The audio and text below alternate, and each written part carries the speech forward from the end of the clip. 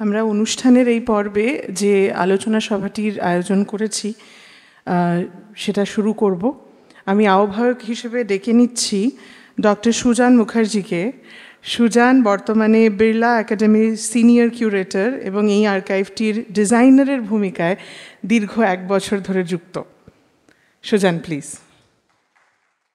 সকলকে শুভ সন্ধ্যা। আমার নাম সুজান। গত 2024-এর এপ্রিল মাসে বোধহয় সম্পূর্ণাদি একদিন মেসেজ করে বললো যে এরকম সমরেশ বসুর একটা আর্কাইভ করার কথা আমরা ভাবছি এবং সেটার কাজ অনেকটা এগিয়েও গেছে। তো এটার সাথে কোনোভাবে যদি যুক্ত হতে চাস তাহলে হলে খুবই ভালো হবে। এবং আমি তখন ঠিক শিওর ছিলাম না যে কোন দিকে যাচ্ছে কাজটা, কীরকমভাবে কী হবে সেটা আমি একদমই খুব একটা আন্দাজ করতে পারিনি তখন। এবং আজকে 1 বছর বাদে যখন এই কাজটা দেখছি তখন এটা অসম্ভব ভালো লাগছে। তো সেই আজকে এই অনুষ্ঠানে উপস্থিত থাকতে পেরে আমার খুবই ভালো লাগছে এবং আমি অত্যন্ত কৃতজ্ঞ সম্পূর্ণাদি এবং প্রাচীদার কাছে এই সুযোগ করে দেওয়ার জন্য। শুধু আজকের অনুষ্ঠানের এখানে উপস্থিত থাকার সুযোগ না, এই আর্কাইভের সাথে কাজ করতে পারার সুযোগের জন্য। আমার সাথে আজকে আছেন 3 জন। তাদের কাজ আমার কাছে খুবই প্রিয় এবং বিভিন্নভাবে আর কি তাদের সাথে বিভিন্ন সময় কাজ করার সুযোগ হয়েছে, আলোচনা করার সুযোগ হয়েছে। তাদেরকে আমি মঞ্চে আসতে অনুরোধ করব। Professor Rosinka Chaudhuri, director, centre for studies in social sciences. Rosinka দি, আপনি। পৃথ্বী আছো? পৃথ্বী বসু, অ্যাসোসিয়েট এডিটর, ডাক বাংলা। রোজিঙ্কা দি বসু। পৃথ্বী নানা কাজের সাথে যুক্ত থাকে। কবিতা কবি। পৃথ্বী মূলত একজন কবি এবং সম্পাদক। পৃথ্বী লিটল ম্যাগাজিন লাইব্রেরি, সেটার সাথেও খুবই অনেক দিন ধরে যুক্ত এবং সেই বিষয়ে আমরা ওর থেকে আজকে কিছু কথা জানতে চাইব। এবং সম্পূর্ণাদিকে আর ইন্ট্রোডিউস করছি না, এতক্ষণে সবার সাথেই আলাপ হয়ে গেছে। সম্পূর্ণাদি প্রাচীদাসদারই কাজ পুরোটাই। সম্পূর্ণাদি, এবং এটা খুব মজার ব্যাপার। আমি এখন বসে বসে ভাবছিলাম যে সম্পূর্ণাদি আমার দুজনেরই বোধহয় সেন্টার ফর স্টাডিজের আর্কাইভের থেকে আর্কাইভিংয়ের দিকে যাওয়ার একটা সেই দুজনেরই বোধহয় সেই জায়গায় একটা কোথাও মিল যোগ রয়েছে। ওখান থেকেই শুরু দুজনেরই, একদমই। এবং এইটাও একটা খুব ভাববার বিষয় যে এই আর্কাইভ যে একজন কেউ তৈরি করেন বা একটা কোনো আর্কাইভ যখন তৈরি হয় সেইটার থেকে কিন্তু আরও নানা রকম আর্কাইভ গজায়। সেটা লতায় পাতায় ইয়েতে সেখান থেকে যারা সেই আর্কাইভটার সাথে কাজ করছেন তারা যেভাবে সেটাকে দেখছেন, তারা আবার নিজেদের মতন করে সেই দিকে অনেক সময় নিয়ে যান। কাজেই একটা আর্কাইভ, যেটা প্রাচীদাসদাও একটু আগে বলছিল যে আর্কাইভটা যে এখানে শেষ, আজকে আমরা ইনগরেট করলাম, বিষয়টা ঠিক তা নয়। আর্কাইভটা একদিক থেকে দেখতে গেলে সেটার শুধু এই আর্কাইভের পথ চলা শুরু নয়, আরও অনেক আর্কাইভ হয়তো, এবং আমরা আশা করব যে এই ধরনের আরও আর্কাইভ আগামী দিনে আমরা পাবো, বিশেষ করে বাংলা সাহিত্যের ক্ষেত্রে। আমি আর বেশি আর কিছু সেরকম বলার আগে আমি মনে হয় আলোচনা ইয়েতে, মাইকগুলো কি ঠিক আছে? রেডি না? তো শুরুতেই রোজিঙ্কা দি আপনাকে একটু জিজ্ঞেস করতে চাই, আপনি রিসেন্টলি তো ইন্ডিয়াস ফার্স্ট র্যাডিক্যালস বইটাও বেরিয়েছে এবং তার আগে আপনি দীর্ঘদিন ডিরোজিওকে নিয়ে কাজ করেছেন। 19th সেঞ্চুরি, ওই সময়কার বাংলা সাহিত্য, সংস্কৃতি, সমাজ, এই সমস্ত নিয়ে আপনি অনেকটাই কাজ করেছেন এবং সেই কাজ করার সময় নিশ্চয়ই আপনাকে আর্কাইভ খুঁজে পেতে হয়েছে। শুধু কনসালটেশন তো না, আর্কাইভ আইডেন্টিফাই করা, আর্কাইভ খুঁজে পাওয়া, সেটাও একটা বড় কাজ। সেই বিষয়ে যদি আপনি একটু বলেন যে আপনার নিজের গবেষণায় আর্কাইভ আপনি কিভাবে ব্যবহার করেছেন।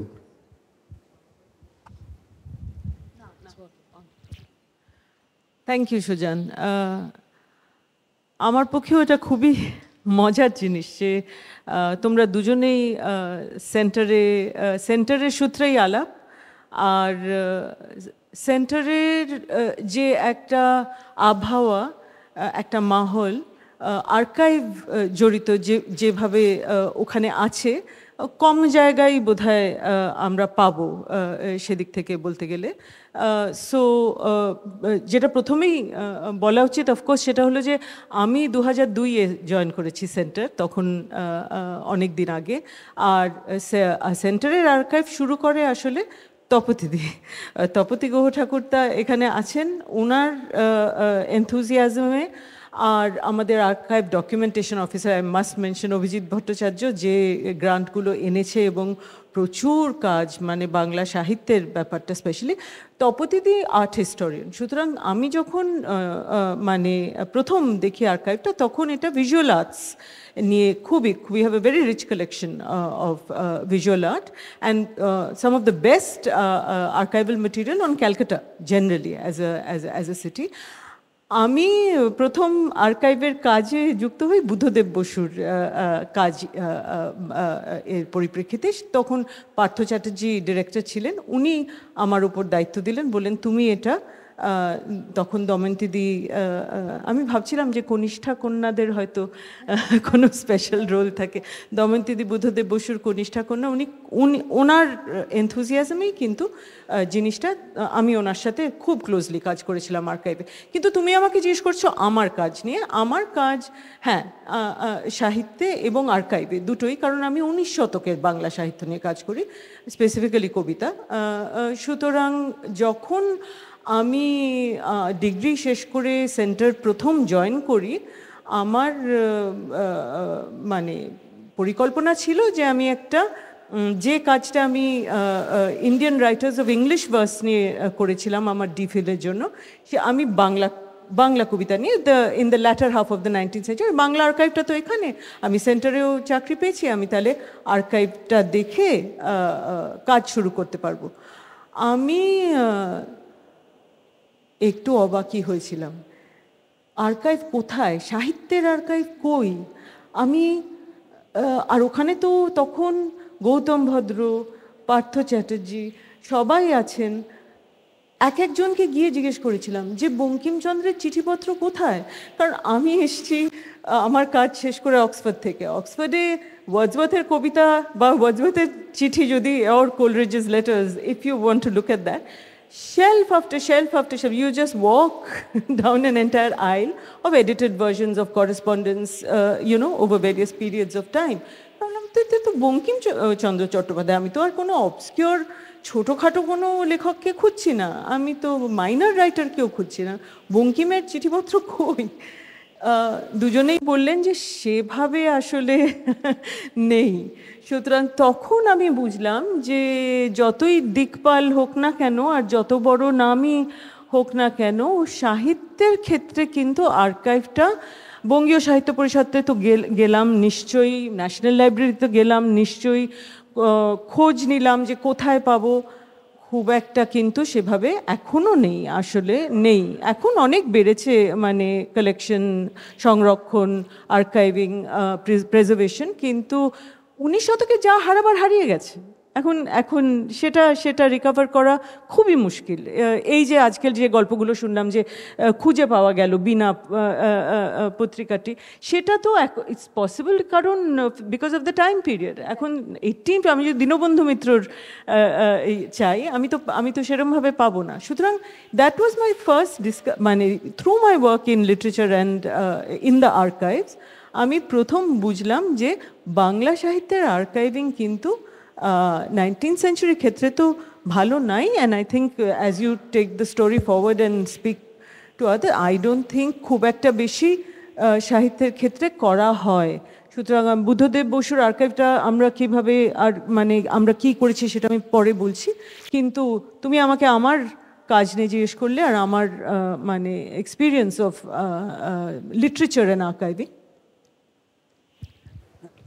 এটা সত্যি খুব, মানে আশ্চর্য হওয়ার ব্যাপার যে এই জিনিসগুলো রেখে দেওয়া, মানে রবীন্দ্রনাথের ক্ষেত্রে অবশ্যই আলাদা, মানে কিছু কিছু লেখকের ক্ষেত্রে সেটা একটা, কিন্তু সেটাই বরঞ্চ মানে ব্যতিক্রমী বলা যেতে পারে। সাধারণত এই ধরনের নথি পাওয়া যায় না। কিন্তু একটা প্রশ্ন যেটা আমি হ্যাঁ হ্যাঁ হ্যাঁ বলুন। সরি, একটা এক্সেপশন আছে, আমি একটু বলি। সেটা হলো ছিন্নপত্রাবলীর ট্রান্সলেশনটা করতে গিয়ে পেঙ্গুইন মডার্ন ক্লাসিক্স থেকে ট্রান্সলেশনটা যখন করলাম, letters from a young poet বলে বেরিয়েছিল, আমি জানতে চেয়েছিলাম চিঠিগুলো কই, চিঠিগুলো কিরম খামে এসছিল, কিরম কালিতে লেখা হয়েছিল, কাগজটা মোটা ছিল না পাতলা ছিল। চিঠিগুলো নেই, কোথাও পেলাম না। আমি এই তো আজকে একটু আগে দেখলাম বোধহয় শ্রীমন্তী কি যাই হোক, আমি হ্যাঁ ওই তো শ্রীমন্তীর মানে ওর মার সাথে কথা বলতেও গেছিলাম যে পারিবারিকভাবে কোনো ওনার রেকলেকশন আছে কিনা যে চিঠি নেই, মানে পাওয়া যায়নি। সুতরাং রবীন্দ্রনাথের ক্ষেত্রেও একটা বড় গ্যাপ। কিন্তু হ্যাঁ, ইউর রাইট যে রবীন্দ্রনাথের ক্ষেত্রে অনেক কিছুই রাখা, কারোর ক্ষেত্রে হ্যাঁ, কিন্তু সেটা খুবই মানে মুষ্টিমেয় কিছু মানুষ, মানে কিছু লেখকের ক্ষেত্রে। কিন্তু একটা প্রশ্ন যেটা আমার মনে হয় আরও হয়তো একটা বেসিক জায়গায় জিজ্ঞেস করা যেতে পারে, সেটা মানে পৃথ্বী, তোমার কাজে তুমিও মানে লিটল ম্যাগাজিন লাইব্রেরি যেরকমভাবে গড়ে উঠেছে এত বছর ধরে, সন্দীপবাবুর মানে ওনার কাজ মূলত তো ওনারই একটা বিরাট অবদান ছিল এটাতে, উনি পুরো জিনিসটা একটা সময় ধরে রেখেছিলেন। একটা প্রশ্ন যেটা আমার মনে হয় রোজিঙ্কাদি, আপনি যেরকম আর্কাইভের কথা বলছেন, পৃথ্বী লিটল ম্যাগাজিন আর্কাইভের ক্ষেত্রে যে ধরনের মেটেরিয়াল আমরা সেখানে পাই, সম্পূর্ণাদি এই সমরেশ বসু আর্কাইভ গড়ে তোলার সময় যে ধরনের নথি, ছবি, মানে ফটোগ্রাফ, পাণ্ডুলিপি এগুলো যে উঠে এসেছে, একটা প্রশ্ন আমার মনে হয় করা যেতে পারে, সেটা হচ্ছে যে সাধারণত লিটারেরি ক্রিটিসিজম বা লিটারেরি স্কলারশিপ, সাহিত্য চর্চার যে জায়গাটা আমরা জানি, সেইখানে আর্কাইভের আদৌ প্রয়োজনীয়তাটা কি? হ্যাঁ, এবং বিষয়টা হচ্ছে যে আর্কাইভ যদি আমরা দেখতে পাই বা লিটল ম্যাগাজিন লাইব্রেরির মতো নিয়ে, যেখানে হয়তো সেগুলো মানে প্রকাশিত হয়েছে, তার অনেক সার্কুলেশন, সেই ধরনের বই বা সেই ধরনের লেখা হয়তো সবসময় নয়। লিটল ম্যাগাজিন একটা কমপ্লিটলি অন্য একটা স্ফিয়ারে অনেক সময় কাজ করছে। এবং এই যে আর্কাইভ থেকে যে জিনিসগুলো আমরা পাচ্ছি, সেইগুলো কিভাবে আমাদের সাহিত্যের ইতিহাস বা একজন সাহিত্যিককে নিয়ে ভাবা, সেইটাকে কিভাবে এফেক্ট করে, সেটা আমরা কিভাবে ভাবতে পারি নতুন করে, সেইটা তুমি লিটল ম্যাগাজিন লাইব্রেরির ক্ষেত্রেই যদি সেটা নিয়ে তো একটু কিছু বলো। শুরুতেই তোমাকে একটা কথা বলি, সেটা হচ্ছে যে যে লিটল ম্যাগাজিনের যে আর্কাইভের কথা তুমি বলছো, 19 শতকের কথা যেভাবে বললেন রোজিঙ্কাদি, লিটল ম্যাগাজিন প্রায় সেরকমই, কিংবা তার চেয়েও মানে খারাপ বই ভালো নয় আর কি। তার কারণ হচ্ছে আমাদের এখানে একটা ধারণা আছে, যখন যে লিটল ম্যাগাজিন করা শুরু করেন, সম্পাদনা শুরু করেন, তার সিরিয়াসনেস শুরুর দিকে কিছুটা থাকে, মানে সেটা কাগজ সম্পাদনার দিকে থাকে, কন্টেন্টগত দিক থেকে থাকে, কিন্তু সেইগুলোকে যত্ন করে রাখা, সেই দিকটা প্রায় আমি দেখতে পাইনি।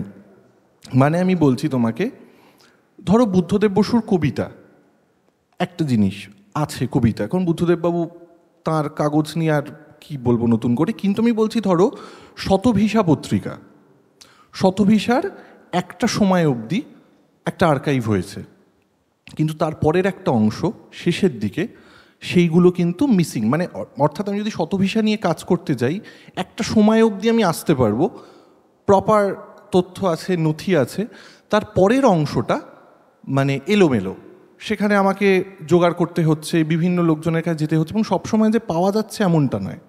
কৃত্তিবাস পত্রিকা তুমি যদি দেখো, দুটো পর্যায়ে বেরিয়েছে এবং সম্পাদক বদল হয়েছে আলাদা, মানে সেগুলো তো আমি ছেড়ে দিচ্ছি, কিন্তু একটা বড় মেজর কাগজ, মানে কৃত্তিবাসকে বাদ দিয়ে লিটল ম্যাগাজিন আন্দোলন বা লিটল ম্যাগাজিন চর্চা তুমি ভাবতেই পারবে না। কিন্তু কৃত্তিবাস পত্রিকার আমি বলছি ওই প্রথম 30টা সংখ্যা, সেগুলোর আমি বলছি একটা দুটো সংকলন বেরিয়েছিল একটা সময়, ইনকমপ্লিট সংকলন, মানে কেউ যদি তার উপর ভিত্তি করে কাজ করতে চায় তার সমস্যা হবে। এবং তারপরের একটা লম্বা সময় যখন মাসে মাসে কৃত্তিবাস বেরোতো, মানে সেই কৃত্তিবাসের ভ্যারাইটি মানে সাংঘাতিক আর কি। মানে প্রথম ফেজের থেকেও সেকেন্ড ফেজে আরও তার বৈচিত্র্য বেড়েছে, আরও নানান রকম বিজ্ঞাপনের বৈচিত্র্য বেড়েছে, লেখকদের বৈচিত্র্য বেড়েছে।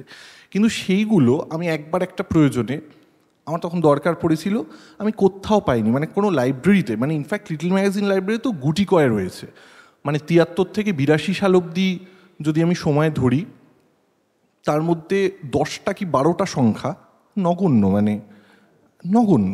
তো আমাকে শঙ্খবাবু ওর ব্যক্তিগত সংগ্রহ থেকে আমাকে দেখতে দিয়েছিলেন, আমি একবার দেখতে পেয়েছিলাম। কিন্তু এখন আমি বলছি, কালকে যদি ধরো তুমি বা রোজিঙ্কাদি, মানে কেউ একজন গিয়ে যদি দেখতে চায়, এখন এটা ডিফিকাল্ট হয়ে যাবে।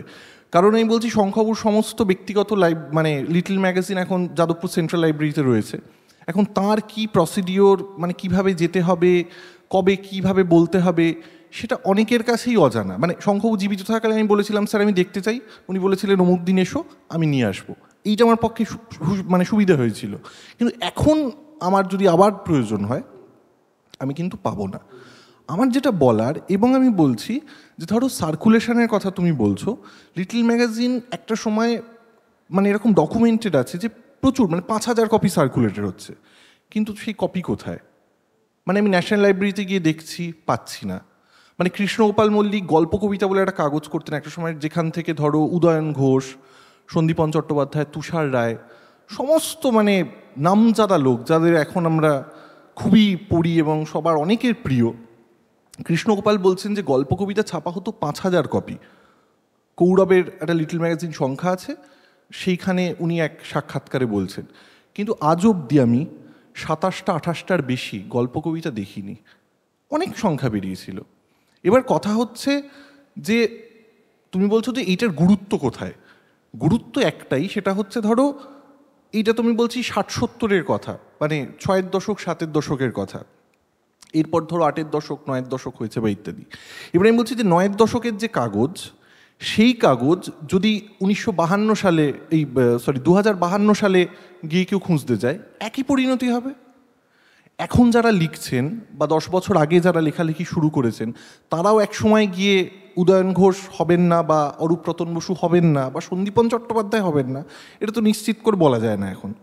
ফলে মানে এই রকম ব্যক্তিগত জায়গা থেকে, এবং অনেক জায়গায়, আমি কিছুদিন আগে যোগসূত্র বলে একটি কাগজ, ওরা ওদের 10টা সংখ্যা, 9টা বা 10টা সংখ্যা যোগসূত্র সমস্ত কিছু মানে ডিজিটাইজ করে ওরা একটা ওপেন অ্যাক্সেস সবাইকে দিয়ে, যে ফলে এই রকম ছোট ছোটোভাবে লিটল ম্যাগাজিনগুলো যদি আর্কাইভ মানে করা হয়, এবং আমি বলছি যে ব্যক্তিগত জায়গা থেকে, আজকে যেরকম সমরেশ বসুর ডিজিটাল আর্কাইভ হলো, এরকম এই মহানগর পত্রিকার কথা হচ্ছিল, একটা লেখা খোঁজার জন্য মানে এই মহানগরে কোথাও প্রায় আমি বাদ দিইনি যে মহানগর কোথায় আছে ইত্যাদি, কিন্তু আমি পাইনি। মানে সেটা আমাকে অনেক কাঠখড় পুড়িয়ে একটা লেখা আমাকে জোগাড় করতে হয়েছিল। আমি যদি তখন জানতাম যে এরকম কোনো ব্যক্তি তিনি সমস্ত এক জায়গায় করে বাঁধিয়ে রেখেছেন বা কিছু, মানে তাহলে আমাকে এই সময়টা যেত না। মানে 1 বছর 1.5 বছর অবধি আমি খুঁজেছি, পেয়েছি, কিন্তু এতটা পরিশ্রম মানে, এবং অনেক সময় আমি হয় এরকম যে পরিশ্রম করেও পাওয়া যায় না, যেটা জিজ্ঞাসা বলছিলাম আমি পাইনি, বঙ্কিমচন্দ্র কোথায় পাবো। ফলে লিটল ম্যাগাজিনের জায়গা থেকে মনে হয় যে এইরকম ছোটো ছোটোভাবে যদি ওই উদ্যোগ নিয়ে এগুলোকে আর্কাইভ করে রাখা যায়, মানে এখন যা নেই তা নেই, যেটুকু আছে সেইটুকুকে যদি ধরে রাখা যায়, তাহলে আমার মনে হয় একটা অল্টারনেটিভ টেক্সটের একটা হিস্ট্রি, সেইগুলো এক জায়গায় সংরক্ষিত রাখা যেতে পারে বলে আমার বিশ্বাস। অবশ্যই। না, ধন্যবাদ প্রীতি। তোমার কথা থেকে অনেকগুলো জিনিসই শুনতে শুনতে মনে হচ্ছিল, তার মধ্যে একটা সূত্র ধরে সম্পূর্ণাদি তোমাকে একটা মানে এই সমরেশ বসু আর্কাইভ করার পিছনে যেটা প্রাচেতসদাও শুরুতে বলছিল, যে এক হচ্ছে সংরক্ষণের দিকটা, 2 হচ্ছে এই যা আমাদের কাছে রয়েছে সেটা যাতে সাধারণ সবার কাছে পৌঁছে যায়, এবং সেটা এক হচ্ছে মানে সেটা স্কলারলি কেউ যদি গবেষক ব্যবহার করতে চান তাদের কাজে লাগে, সেটাও রয়েছে। কিন্তু তাছাড়াও যারা হয়তো মানে সমরেশ বসু সম্পর্কে কৌতূহলী যে সমস্ত পাঠক, তাদের জন্য একটা করার মানে একটা জায়গা করে দেওয়া হচ্ছে। তো সেই অ্যাক্সেসের জায়গা থেকে এই আর্কাইভটা নিয়ে কীভাবে শুরু থেকে ভাবনা চিন্তা চলেছে, সেইটা যদি একটু বলো। Thank you Sujan for the question. যেরকম আমরা 3জনেই সত্যি, এবং আমাদের চারজনেরই সেই এক্সপিরিয়েন্সটা আছে। আমরা বুঝেছি যে একটা আর্কাইভ যখন আমরা আমাদের গবেষণার জন্য অ্যাক্সেস করি, কি কি ক্ষেত্রে আমরা আটকে যাই, কি কি ক্ষেত্রে সেটার ডিসেমিনেশনটা প্রবলেম হয়, কতটা ব্যবহার করতে পারি, কতটা ব্যবহার করতে পারি না। আমি যেহেতু, এবং রোজিনকাদি যেরকম বললেন, তো মানে for both you and me, CEEE archive has been very central to how we have thought about archives in future. The collection history of CEEE archive is also very, very fundamental সেখানে। আমি যখন Samaresh Basu digital আর্কাইভের আলোচনা শুরু হয় বাড়িতে, একদমই মানে literally suitcase থেকে, ট্রাঙ্ক থেকে, ফাইল থেকে, চিঠি কাগজ, খাম থেকে, বাক্স থেকে, বিভিন্ন এইভাবে যে আমরা বাড়িতে যেরকম জড়ো করি, ঠিক ওইভাবে জিনিসগুলো আস্তে আস্তে বার করা হয়। করতে করতে আমরা দেখি যে মানে কিছু কিছু মেটেরিয়াল এটা সংরক্ষণ করা তো দরকার আছেই অবশ্যই, তার সাথে যেটা ভীষণ দরকার হচ্ছে যে আমরা সাহিত্যিক সমরেশ বসুকে তার সাহিত্য দিয়ে চিনি, ঠিক কিছুটা চিনি, কিন্তু তার বাইরেও একটা নারেটিভ আছে, যেটা popular narrative of who this person is. There are endless controversies associated with it, and it makes a fantastic story perhaps. যে হ্যাঁ, এই মানুষটাকে নিয়ে লিখতে গেলে একটা একটা ফরম্যাট আছে যে এইটা এইটা এইটা এইটা মানে ইউর কাভারিং দ্য বেসিস। কিন্তু আমরা যখন বাড়ির গল্পগুলো জানি বা নথিরগুলো দেখি, আরেকটা মানুষ ফুটে ওঠে। তো সেইখানে দ্যার ইজ আ গ্যাপ, যে আমরা একজন আর্টিস্টকে কীভাবে পারসিভ করি। এবং মানে আমরা নিজেরা প্রত্যেকেই আমাদের কাজের জায়গায় এবং আর্কাইভের কাজ করতে গিয়ে বুঝেছি যে আমরা মানে একজন আর্টিস্ট যে কোনো ফর্মেই কাজ করুক না কেন, বি ইট লিটারেচার, বি ইট ভিজুয়াল আর্ট, বি ইট মিউজিক, যতক্ষণ আমরা মানুষটাকে জানছি তার কাজটা আমরা ঠিক অতটা বুঝতে পারি না, আমরা খুব বাইরে থেকে দেখি কাজটা। এবং আমি আমার কাজের মধ্যে দিয়ে দেখেছি যে আমি যতক্ষণ যে মানুষটাকে ভীষণ গভীরভাবে দেখছি না, বুঝছি না, তার কাজটাও আমার কাছে খুব একটা মানে হ্যাঁ ভালো লাগছে, বেশ বেশ তো হলো, এবং একটা ওই academic structure of criticism and অ্যানালিসিসের মধ্যে দিয়ে আমরা সেইটাকে রূপ দিচ্ছি, বাট আমি তার সাথে আমার যোগাযোগটা তৈরি হচ্ছে না। তো যখন এই সমরেশ বসু আর্কাইভের কথাটা হলো এবং আর্কাইভিংয়ের মেথডের কথা তৈরি হলো, তখন আমার মনে হয়েছিল যে যেরকম মানে school of cultural text and রেকর্ডসের যে আর্কাইভ, এবং তার আমরা যেভাবে মেটাডেটা তৈরি করি, যেভাবে ব্যবহার করি, যেভাবে মেটাডেটাকে রিট্রিভ করা হয়, এইটা আমার কাছে একটা খুব বড় শেখার জায়গা ছিল যে মেটাডেটা স্ট্রাকচার কি হয়। কিন্তু আমার কাছে খুব ইম্পর্টেন্ট ছিল যে এই মেটাডেটাকে কতটা সিম্পলিফাই করা যায়, বিকজ আমার মনে হয়েছিল যে গবেষকরা can get into greater details of metadata, কিন্তু সাধারণ মানুষ যাদের রিসার্চ করার দরকার নেই, তারা পাঠক, তারা কিভাবে বুঝবে এই মেটাডেটাটা। আমরা যারা ক্যাটালগিং করি, we know how to break this down, how to build this, কিন্তু যারা এই গবেষণার রিগরের মধ্যে নেই, তাদেরকে এই মেটাডেটাকে আমি কীভাবে আরও সহজলভ্য করে দেব। সেইখান থেকে এই আর্কাইভটা যেরকম এই আর্কাইভাল মেটেরিয়ালটাকে ডকুমেন্ট করছে, প্রিজার্ভ করছে ডিজিটালি, তার সাথে সাথে আমরা যেটা করলাম যে গল্পটা একটু ধরিয়ে দেওয়া দরকার যে এই আর্কাইভাল মেটেরিয়ালগুলো সমরেশ বসুর সাহিত্য এবং জীবনের সাথে কিভাবে কানেক্টেড, যাতে আজকে ধরুন আমি হয়তো সমরেশ বসুর 4টে কি 5টা লেখা পড়েছি, মানে এত লিখেছেন যেটা তো পড়ে শেষ করা সম্ভব নয়, কিন্তু আমি হয়তো আরেকটু পড়তে চাই বা জানতে চাই। আমি এই আর্কাইভের মেটেরিয়াল, তার সাথে একটা যে টাইম লাইন এবং তার সাথে তার কাজের যে একটা পূর্ণ তালিকা, এইগুলো দিয়ে আমরা একটা ছবি তৈরি করার চেষ্টা করেছি, যেখান থেকে ওনার জীবনটাকে আরেকটু পরিষ্কার করে বোঝা যায়, through which a person can reach his literature more lucidly. তো সেই জায়গা থেকে the design of the archive, এবং তো মানে both you and me, we had endless discussions যে where we are breaking away, why we are simplifying certain things, certain formats. তো আমাদের উদ্দেশ্য সেটাই ছিল যে যাতে আর্কাইভ বলছি, কিন্তু আমরা আর্কাইভ বললেই তো একটা মানে অনেকের কাছে মনে হয় একটা সাংঘাতিক ব্যাপার, মানে it can be very you know scary for certain people. আমরা তো কিন্তু সেইটাকে আরেকটু ওপেন করে দেওয়া কি করে যায়, আরও অ্যাক্সেসিবল করে দেওয়া যায়, সেইটাই আমার উদ্দেশ্য ছিল এই আর্কাইভটা নিয়ে যখন আমরা আলোচনা করছিলাম। এবং মানে মেটাডেটা বলতে যেটা সাধারণত বোঝানো হয় যে মানে একটা কোনো আর্কাইভাল কোনো একটা জিনিস রয়েছে সেইটা সম্পর্কে যে ডেটাটা তৈরি করা হচ্ছে, এবং সেখানে অনেকগুলো ভাগ করে সেই ডেটাটাকে সাজানো হয়। এবার সেইটা মানে প্রথমত করাটাই একটা ভীষণ কষ্টকর কাজ, এবং সেটা মানে যদি কেউ গবেষণার কাজে না ব্যবহার করতে চায় তাহলে সেটা দেখেও মানে ভয়ও লাগে, ঘুমও পায়, মানে অতখানি পাতার পর পাতা ওরকম ইনফরমেশন। হ্যাঁ, সেটা মানে মানে আর্কাইভিং এ এমন একটা মানে মজা আছে যেখানে তুমি যদি একবার ঢুকতে শুরু করো ওই ডেটাতে, তাহলে ওই ডেটা ছাড়া তুমি আর কিছু দেখবে না। কিন্তু সবার জন্য তো ওই ভয় পাইয়ে দেওয়াটার দরকার নেই। এবং সেখানে যেটা মানে আমাদেরও আলোচনার মধ্যে বারবার আমরা ঘুরে আসছিলাম সেই কথাটায়, যে এক হচ্ছে যে একটা আর্কাইভ রয়েছে এবং সেটার সাথে ওয়েবসাইটটা যে ইটসেলফ আর্কাইভ সেটা নাও হতে পারে। মানে ওয়েবসাইটটা হচ্ছে আর্কাইভের ইন্টারফেস, অর্থাৎ যে জায়গাটা দিয়ে মানুষ আর্কাইভটাকে অ্যাক্সেস করছে সেইটার একটা মানে একটা সহজ একটা উপায়। এবং সেখান থেকে আমি মানে রোজিঙ্কাদিকে মানে ওখানেও অবশ্যই আর্কাইভাল মেটেরিয়ালও আছে, এমন নয় যে সেই মেটেরিয়ালটা কোনো অংশে কম গুরুত্বপূর্ণ, কিন্তু সেই জায়গা থেকে রোজিঙ্কাদি আপনাকেও একটু জিজ্ঞেস করতে চাই দুটো বিষয়। আমি দুটো প্রশ্নই একসাথে করছি, আপনি যেরকমভাবে আপনার সুবিধে মনে হবে আপনি বলতে পারেন।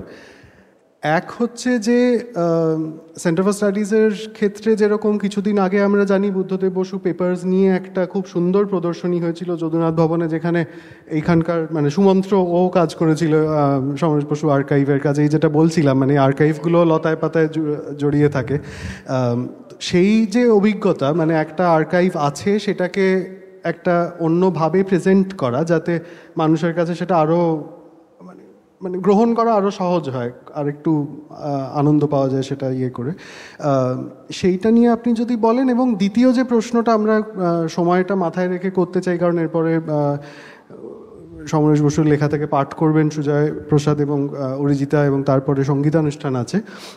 দ্বিতীয় যে প্রশ্নটা সেটা হচ্ছে যে এই যে একটা পরিবারের সাথে কাজ করার অভিজ্ঞতা, এবং এই যে আর্কাইভিং হচ্ছে পৃথ্বী তুমি যেরকম বলছিলে যে ন্যাশনাল লাইব্রেরিতে নেই, এবার এইগুলোর ক্ষেত্রে না দুটো জিনিস আমার মানে যেটা প্রশ্নটা মনে হয় যে এক হচ্ছে যে যারা এই মেটেরিয়ালগুলোর কাস্টোডিয়ান, অর্থাৎ এক্ষেত্রে একজন পরিবার হতে পারেন, লিটল ম্যাগাজিন লাইব্রেরির ক্ষেত্রে একটা লিটল ম্যাগাজিন প্রকাশক একজন বা সম্পাদক তিনি হতে পারেন।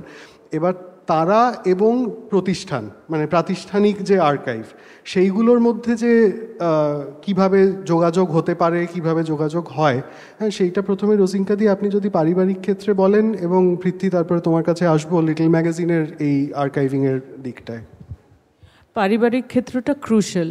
আমি ফ্যামিলি যদি হেল্প করে তাহলেই কিন্তু মানে সম্পূর্ণ তো এখনও মানে কোনো কিছুই আমরা সেরকমভাবে বলতে পারি না যে কমপ্লিটেড হয়েছে আর্কাইভটা, কিন্তু যথেষ্ট চেষ্টা পরিবার থেকেই আসে, 1 নম্বর। 2 নম্বর হলো আচ্ছা চেষ্টা তো হলো, এবার বুদ্ধদেব বসুর আর্কাইভের ব্যাপারে আমি যেটা বলছিলাম কনিষ্ঠা কন্যা দময়ন্তী বসু সিংহ, উনি আমেরিকা থেকে ফিরে এসে কলকাতায় বসবাসের পর ওনার চেষ্টায় পুরোপুরি মীনাক্ষীদি যদিও অলওয়েজ ইনভলভ ছিলেন, মীনাক্ষীদি জ্যোতিদা দুজনেই মানে নিশ্চয়ই very important part of the family and with in the presence, কিন্তু এই কাজটা করা, এই যে জোগাড় করা, যে সম্পূর্ণ যেটা বললো যে প্রথমে সব ট্রাঙ্ক এখানে ওখান থেকে বার করে জড়ো করা, এইগুলো দময়ন্তীদি করেছিলেন। আর দময়ন্তীদি কিন্তু তারপরে আর্কাইভ, ডিজিটাল আর্কাইভ যেটা মানে প্রচেষ্টাটা, এটা কিন্তু যাদবপুর করে, Jadavpur school of cultural text and রেকর্ডসকে দেওয়া হয়, যাদবপুরে ডিজিটাল আর্কাইভটা ডিজিটাইজেশনটা করা হয়। এবারে কিন্তু the next and more crucial thing which will come to you as you go forward in your journey, which is that once it is in the archive, then what happens. you have put it in the archive, you've done a very good job. খুব ভালো হয়েছে, সবাই আমরা সাধুবাদ দিচ্ছি, সবাই হাততালি, everybody is happy. কিন্তু এর 20 বছর পর বা 50 বছর পর মানে সেই মেটেরিয়ালটা অ্যাক্সেস করা এবং একটা ভিজিবিলিটি মেনটেন করা, হ্যাঁ, সেটা মানে আমি সাহিত্যের ছাত্রী হয়ে আমি বলবো যে বুদ্ধদেব বসুকে কে ভুলে যাবে? বুদ্ধদেব বসু মানে শিওরলি মানে কিন্তু it is not automatic in that way. সুতরাং কাজটার একটা ভিজিবিলিটি মেনটেন করা, এটা হবে তোমাদের next step, which is ওয়ের the মানে তুমি যেটা জিজ্ঞেস করছিলে, তো পরিবার তো নিশ্চয়, এবং the elephant in the room যেটা নিয়ে আসলে আমরা কথা বলিনি, সেটা হলো ফান্ডিং। হ্যাঁ, টাকা পয়সা ছাড়া হয় না কোনো কাজই, ওর পৃথ্বীর কাজও হবে না, সম্পূর্ণার কাজও হবে না, আমাদের কাজও কিন্তু সম্ভব হয়েছে ওই দময়ন্তীদি মানে একটা অ্যানুয়াল গ্রান্টের ব্যবস্থা করেছিলেন। এখনও আমাদের সেই অ্যানুয়াল গ্রান্টটা উনি যাবার পরেও ওনার দময়ন্তীদির ছেলে অনির্বাণ, মেয়ে তন্নিষ্ঠা দুজনেই আমেরিকায় আছে, কিন্তু ওরা কিন্তু একটা নট অনলি ইন্টারেস্ট মেনটেন করে যে বুদ্ধদেব বোসের জন্মদিনে যাতে একটা লেকচার হয়। এবার সেটা যদি না করো, আজকে তো তোমরা ডিজিটাল আর্কাইভ করলে, কিন্তু তারপরে সমরেশ বসু বক্তৃতা একটা করতে হবে বা কিছু একটা করতে হবে, হ্যাঁ সেই এবারে সেইটা that is the way to keep the digital archive in use and that is how the next step will go forward. সুতরাং এইগুলো পরিবার তো নিশ্চয়ই, কিন্তু also maintaining the funding and maintaining the interest in the work. মানে it's not automatic যে সমরেশ বসু মানে ও সমরেশ বসু সবাই জানে, সমরেশ বসুকে তো পড়াই হবে, এটা কিন্তু not to be taken for. ও যেটা বললো যে হু উড হ্যাভ থট যে কৃত্তিবাস পত্রিকার ফুল সেট, কবিতা পত্রিকার ফুল সেট নেই জানো। সুতরাং মানে এগুলো টেকেন ফর গ্রান্টেড করলে তো হবে না, এগুলো নট অনলি আর্কাইভিংটা করতে হবে, টাকাটা জোগাড় করতে হবে, পারিবারিক একটা ইন্টারেস্ট থেকে ইন্টারফেস হলে খুবই ভালো, না হলেও পৃথ্বী যে কাজটা করছে সেটা তো অন হিজ ওন স্টিম করতে চেষ্টা করছে। সুতরাং that is the next stage I would say. রোজিনকাদির কথা থেকেই আমি একটা জিনিস যেটা বলতে চাই যে এইটা আজকে আমরা যেটা ওপেন করলাম, this is just the first phase, because আমরা এখনও আশা রাখছি যে মানে এই যে যেরকম কাজটা শুরু করার পরে যেরকম বিনা পত্রিকা পেয়েছি, খোঁজ খবর নিয়ে খুঁজে যে আর কোথায় কি আছে, আমরা জানি যে এখন কাজ করতে করতে আরও অনেক মানুষ জানিয়েছে যে তাদের কাছে এটা আছে, তাদের কাছে আরেকটা নথি আছে, আরেকটা ম্যানুস্ক্রিপ্ট আছে। তো the work is just getting started. এই আজকে আমরা যেটা প্রকাশ করছি এবং ওয়েবসাইটের মাধ্যমে আপনারা যেটা দেখবেন, that is the foundation on which we will continue building. এবং মানে like you said, funding, support, like আমরা গত 1-1.5 বছরে যে কাজটা করেছি, আমরা কিন্তু কোনো ফান্ডিং অ্যাপ্লাই করিনি কারণ this is a non profits initiative. We didn't want anyone to have the impression যে হ্যাঁ এটার মধ্যে একটা মনিটারি রিটার্ন আছে বা হোয়াট এভার। তো আমরা দুজনে যেটুকুনি আমরা পেরেছি সেইটুকুনি আমরা করেছি। গোয়িং ফরওয়ার্ড আমাদের হয়তো কোনো ইনস্টিটিউশনাল ফান্ডিং না থাকলে কাজটার একটু আস্তে আস্তে হবে, কিন্তু কাজটা হবে, কারণ এরকম অনেকগুলো সেকশন আছে, যেরকম প্রেস বা যেরকম ওনার বইয়ের প্রচ্ছদ, এরকম আরও অনেকগুলো ক্যাটাগরি আছে যেগুলো আমরা কিন্তু এখনও পাবলিশ করিনি, কাজ চলছে, কিন্তু আমরা এখনও আমাদের আর্কাইভের ক্যাটাগরাইজেশনের মধ্যে এখনও পাবলিশড নয়। But this stages of work are already underway. এটা পরবর্তী সময়ে একটু একটু একটু একটু করে আমরা প্রকাশ করব, যখন সেই মেটেরিয়ালটা এক জায়গায় হবে, সেটা ক্যাটালগিং শেষ হবে, এই কাজটা চলতে থাকবে। কারণ যে কারণে মানে আমরা চাই যে এই কাজটা জাস্ট শুরু হচ্ছে, যেহেতু to make it sustainable, to have that continuous effort of visibility and dissemination. কারণ এটার মধ্যে আরও আরেকটা এলিফেন্ট ইন দ্য রুম আছে, that is copyright. That is copyright, that is custodianship, there is permission, how much you can put out, because digital medium এ আমরা দিলে তো খুব সহজেই মানুষে ওটা থেকে ডাউনলোড করবে, স্ক্রিনশট নেবে, বাট এভরি মেটেরিয়াল যেটা রয়েছে আর্কাইভে সেটা আমরা সেই কারণে পুরোটা দিতে পারিনি।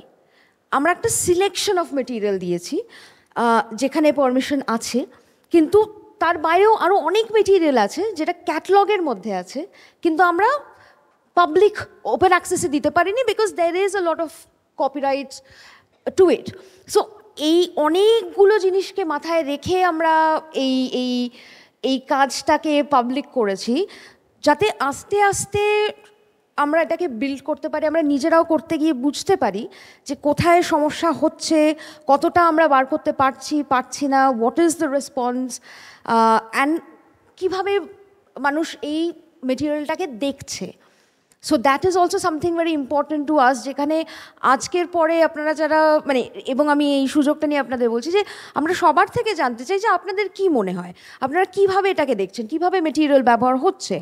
মানে we are trying to look beyond our research interest in archival material and trying to understand যে এই ডিসেমিনেশনটা স্কোপটা কি, এটা কি শুধু গবেষণার মধ্যে থাকবে, না সেটার আরও অনেকগুলো দিক তৈরি হবে, because Samaresh Basu's literature is extremely interdisciplinary in its scope and themes. So this is as যেগুলো আপনি বললেন রোজিকাদি, ঠিক ওই জায়গাগুলো নিয়ে আমরা আলোচনার পর আলোচনা করছি। So let's see what the responses are and how people understand or receive this material.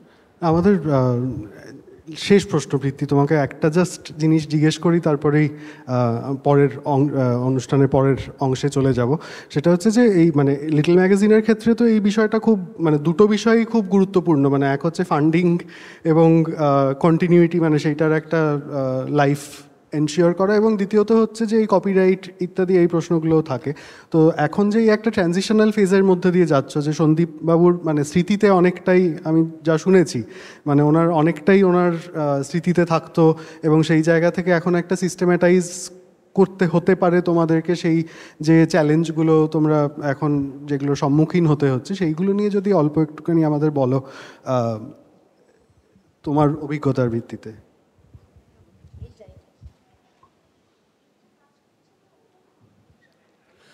দেখো মানে সন্দীপদা লাইব্রেরিতে যারা যেতাম আর কি, সন্দীপদা থাকাকালীন একটা সুবিধা হতো, একটা অসুবিধা হতো। সুবিধাটা হচ্ছে এই যে সন্দীপদাকে জিজ্ঞাসা করলে অনেক কিছুর উত্তর পাওয়া যেত। অসুবিধাটা হচ্ছে এই যে সন্দীপদার যা জানা নেই তা আমারও জানা হতো না। মানে লাইব্রেরির মানে একটা লাইব্রেরিতে যদি ধরা যাক বলা হয় যে লাইব্রেরিতে সন্দীপদা লাইব্রেরিতে নাকি 80,000 পত্রপত্রিকা আছে, ফাইন। এবার 80,000 পত্রপত্রিকার কন্টেন্ট এটা তো বৈজ্ঞানিকভাবেই নয় যে আমার মাথায় থাকবে। ফলত আমি যদি সন্দীপদার কাছ থেকে উত্তর না পাই তাহলে সেটা আমার জানা হচ্ছে না। এই একটা সুবিধাও হতো, একটা অসুবিধাও হতো। সন্দীপদা চলে যাওয়ার পর আর একটা সুবিধা হয়েছে আর একটা অসুবিধা হয়েছে। সুবিধাটা কি? সুবিধাটা হচ্ছে যে গোটা লাইব্রেরিটা আমাদের কাছে ওপেন হয়ে গেছে। মানে সন্দীপদাকে গাইড করতেন, এখানে এই আছে, ওখানে ওই আছে, ফলে আমরা একটা নির্দিষ্ট রুটে যাতায়াত করতাম। এখন যেটা হয়েছে পুরোটা ওপেন, মানে ঘুরে বেড়াচ্ছি নিজেদের মতো এবং নানান কিছু আবিষ্কার করছি। এটা একটা সুবিধার দিক। অসুবিধার দিক কি? গোটা জায়গাটাই অচেনা, এটা হচ্ছে অসুবিধার দিক। ফলে মানে এই কাজটা ইনফ্যাক্ট যখন শুরু হয় এই সমরেশ বসু ডিজিটাল আর্কাইভ, তখন আমার মনে আছে দুজন এসেছিলেন লাইব্রেরিতে, তারা এরকম খোঁজ করেন এবং বলেন যে আমরা এরকম কাজ করছি। তো এবার অসুবিধাটা কি? তাকে মানে তাদের আর কি আমি যথার্থ হেল্প করতে পারিনি বলে আমার মনে হয়েছে, এখনও মনে হয়। তার কারণ হচ্ছে সন্দীপদা যেভাবে গুছিয়েছিলেন লাইব্রেরিটাকে, সেটা ওর ম্যাপিং ছিল। মানে উনি কিভাবে সাজিয়েছেন, কিভাবে গুছিয়েছেন, সেটা ওর ম্যাপিং। ফলে ওর ম্যাপিংটা ওরই ম্যাপিং, আমার ম্যাপিং নয়। ফলে কোথায় কি রয়েছে আমি তখন অবধি বুঝে উঠতে পারিনি, এখনও পারছি না। ফলত ওই একটা অসুবিধা হয়েছিল, কোথায় কি খুঁজে রাখতে হচ্ছে। এবার এখন আমরা যেটা করছি, করার চেষ্টা করছি, প্রাইমারিলি অনেকটাই করেছি, সেটা হচ্ছে গোটাটাকে নিজেদের মতো ম্যাপে এনে আর একটা আলাদা ম্যাপ তৈরি করা। এবং সেটা যাদবপুরের সঙ্গে একটা কথা হয়েছে, তারা একটা মানে ক্যাটালগ তৈরি করার একটা কাজ সেটা চলছে এখন, সেইটা প্রাথমিকভাবে হবে, তারপর সেটাকে ডিজিটালাইজ করা, এই একটা প্রসেসের মধ্যে দিয়ে রয়েছি। আশা করি আগামী দিনে সমরেশ বসু সম্পর্কে আরও জিনিস তোমাদের লাইব্রেরি থেকে আমরা উদ্ধার করতে পারবো এই ক্যাটালগিংটা হয়ে গেলে, এবং লিটল ম্যাগাজিন লাইব্রেরিটাও একটা মানে অসাধারণ একটা সম্পদ আমাদের, সেটা যাকে আজকের আলোচনা এখানেই শেষ করি। আমরা সকলেই অপেক্ষা করে রয়েছি এর পরের অংশের জন্য। অনেক অনেক ধন্যবাদ পৃথ্বী, সম্পূর্ণাদি, রোজিঙ্কাদি, আপনাদের সকলকে অনেক ধন্যবাদ, প্রাচেতসদাকে এবং কেসিসিকে, এবং আপনাদের সকলকে আমাদের সাথে আজকে এই অনুষ্ঠানে অংশগ্রহণ করার জন্য।